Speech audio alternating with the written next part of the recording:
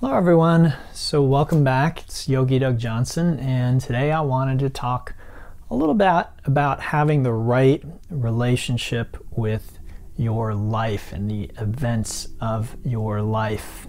I've found for myself that once we strike the right relationship, then life, however challenging it is, actually becomes a joy to live.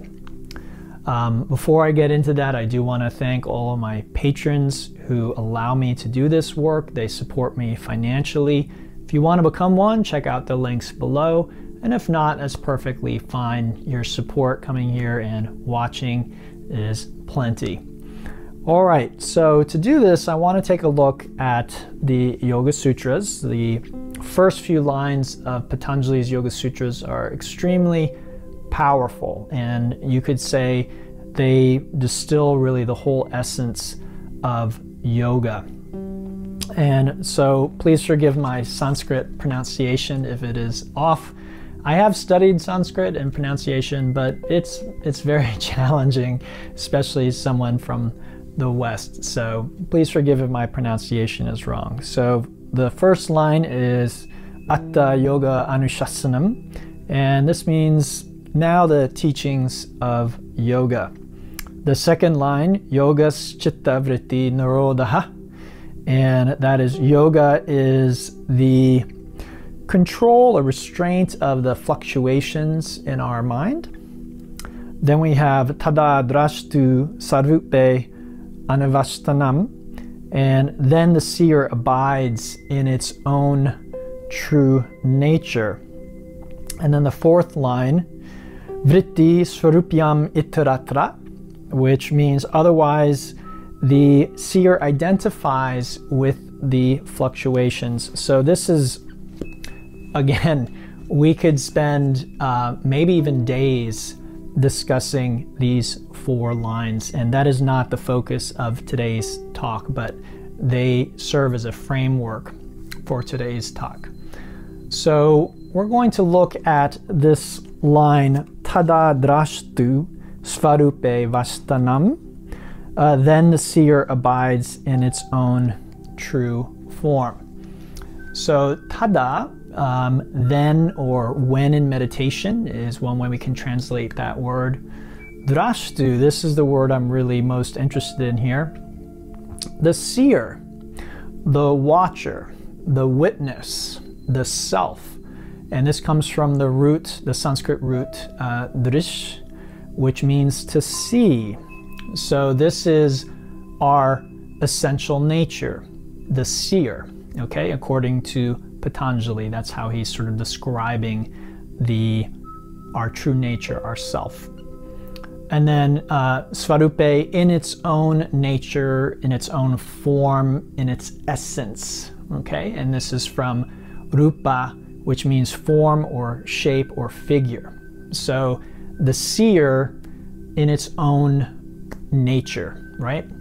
And then anastasanam, abiding, dwelling, standing, remaining, resting, from sta, meaning to stand. Okay, so the seer, then the seer standing in her own true nature, okay? So when in meditation, the seer stands in her own true nature. So let's look at this. What is the nature of a seer? Again, drashtu, what is the nature of a seer? To see, right? It's obvious, right? To see. And seeing is not judging or deciding, but simply seeing. So another name for the seer or drashtu is the witness. This is used a lot in many yoga traditions, the witness, developing witness consciousness. So I want to draw out that meaning because I think it's important. In a courtroom, a judge is different than a witness, right? So the witness, the person who sees the crime or whatever the incident is, they don't get to decide guilty or innocent. They don't decide the case, they just report what they saw. So it's like in that old show Dragnet, right? Just the facts, ma'am. Right? If people start to elaborate, they start to get emotional, the cop says, just tell me what happened. Don't tell me your opinion of what happened, okay? So your nature, according to Patanjali, is to see or to witness, and that is all. Where do we get into trouble? With judgment, right? So the witness isn't meant to judge there, that's the judge's job. And in this case, spiritually speaking, the judge is, we could say, God. And why? Because God would have all the facts, and you don't. Okay, I really want to be clear on that. You don't have all the facts. You might think you have all the facts, but you don't. If we're usually at least somewhat spiritually awake, we recognize this fact. If we are very identified with the ego, then you may not recognize this fact. And so this teaching may be beyond your scope today. So if you think, oh, no, I know all the facts, I know right from wrong, I know when people are guilty, then this just isn't for you. It doesn't make you a bad person. It doesn't mean there's something wrong with you. It just means that you've not reached a certain level of understanding where you recognize that we as human beings can only really see a small portion of a whole. And we need to see the whole to see the truth. When we see a small portion of something, we have a perspective. And there might be a certain kind of truth that comes from that perspective, but it's not the truth. And it's not enough for us to really judge good, bad, right, wrong, guilty, not guilty. Okay? All right, so God is the judge.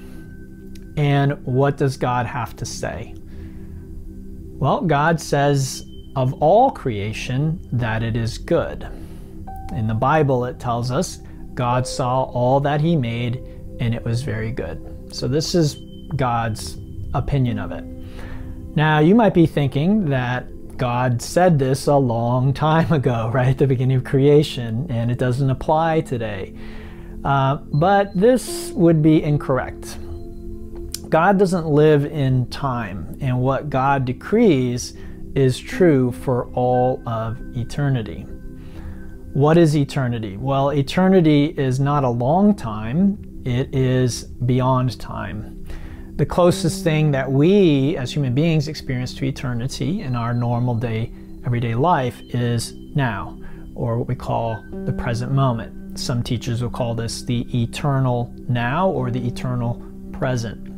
And so when we let go of our mind's tendency to create future and past, which is only created in our mind, then we can drop into what is called the eternal now. And you could say, taste or touch eternity when we do that. So as some of you have heard me say in the past, true spiritual statements are about the present, and they are as true right now as they will ever be. So spirituality is about what's eternally true. If you don't like that word God, that's okay. God is the judge. That's all right. You can use another word, universe or source, or you can just skip that part of it. It's not really an essential part of it. The thing I want you to take away from what I'm saying is that you don't have enough information to really judge. And again, it usually just takes a little bit of honesty on our part to realize that. We've all had experiences where we've thought one thing, we get more information, and we realize that we were wrong or incorrect. Okay? So you can just reflect on your own experience. Maybe you met someone, you thought they were a real jerk, and then later they became your best friend. Maybe you got upset about something that you heard someone said about you, and then later you find out that that was not the whole story, there was more to it. So again, if we're just a little bit honest with ourselves, we recognize this fact that we could be wrong at any moment about anything. This isn't even to touch on what modern science is telling us, that our human perception is very imperfect, as is our memory. So we tend to distort things in our memory, and we tend to distort things with our perception. Again, these are facts that I'm stating with you, and again, if we're very egoic, we might like to believe that we're the exception to the rule. But this is a very dangerous idea to have for someone who wants to develop spiritually. We don't want to tend to think that, oh, well, I'm the exception to that rule. It's a very dangerous place to be. It can really stunt our growth. That's what I mean by dangerous.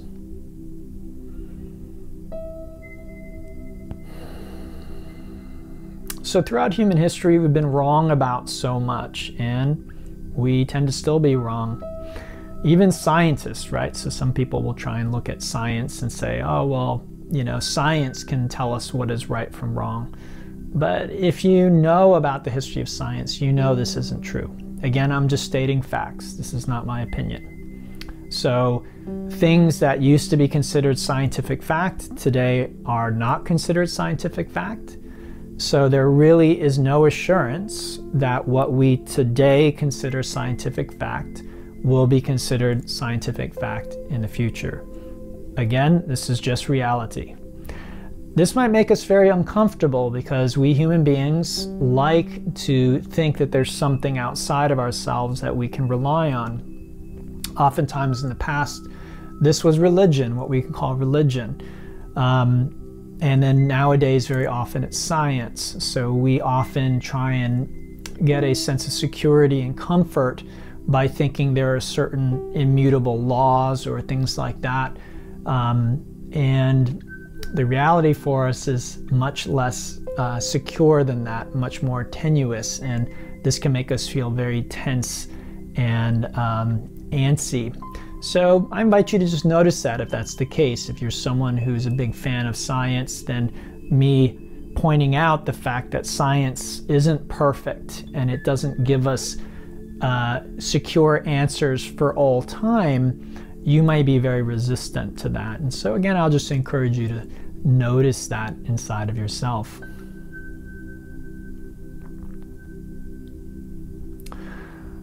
So science can make mistakes, we can make mistakes. It's just the nature of our reality. This doesn't mean, though, that judgments won't arise in our own mind, correct? We may not have all the facts or information, and yet we might still have opinions, strong ideas. We might get very emotional about things.